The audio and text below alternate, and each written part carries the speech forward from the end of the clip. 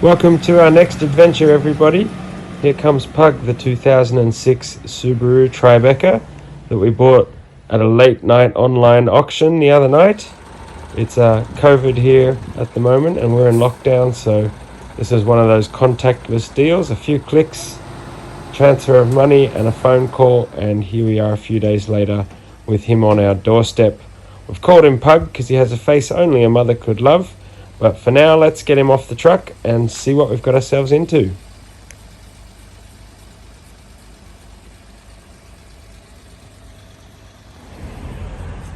All right, first time in, let's do it.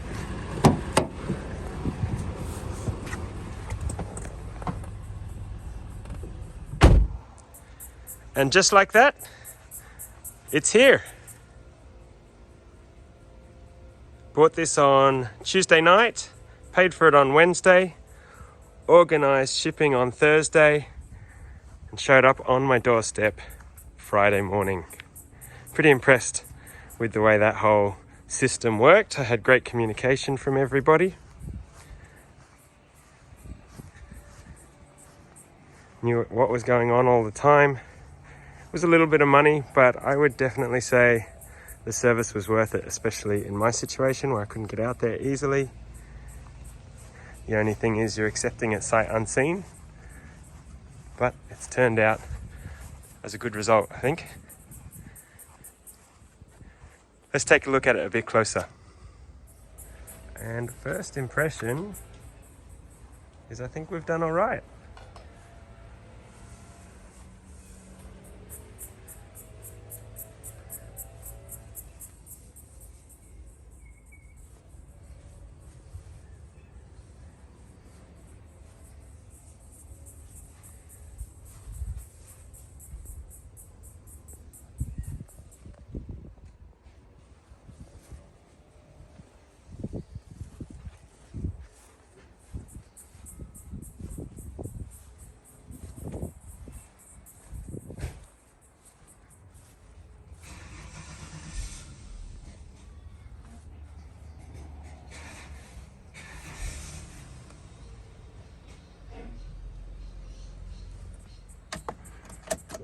Start her up.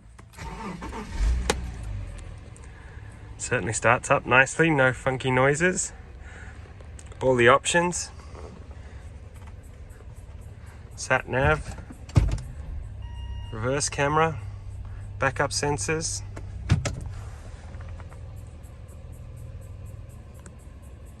Let's see how the motor sounds.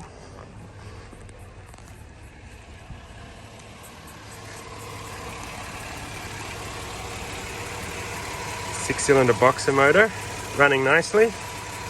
It's only got 136,000 kilometers on it, so well under 100,000 miles. It's been used, but probably hasn't been driven that much. It looks like maybe a family with a dog. There's a bit of damage around from what looks like a dog. I'm guessing this car was a dealer trade-in, and the dealer just palmed it off to the auction. But I think we might be on for a winner. Can't drive it yet because we've got to deal with the registration. But I drove it in from the street and it moved. Sounded good. No grinding or anything. Bit of noise in the suspension, but expected to have a few little things needed. And then obviously the paint correction as well. But positive first signs. Alright gang, we are back with the Subaru and things aren't as good as first impressions suggested. We found some issues with the car, and although I'm hopeful they're not terminal, I'll show you what you found and we'll go on a bit of a journey together to see if we can sort this out. So we took it for its first drive and we fairly quickly noticed the temperature gauge was getting pretty warm. It didn't get like overheat hot, but it definitely got hot. So we started coming and having a look, and the first thing we noticed is all of this gunk, which was covered by shrouding here. All of this splash in here is us having dealt with it, but all this under here, this is stop leak, compressed tube. So someone has put a whole bunch of stuff inside the cooling system, which if you've seen my other videos, I've done that on some cars, but you only use that as a last resort, and this is definitely not a last resort engine. It's low kilometers, it runs smooth, no issues, so there's no reason why you should be putting that stuff in your cooling system. So right now what we're doing is burping the system. So some cooling systems have breather valves.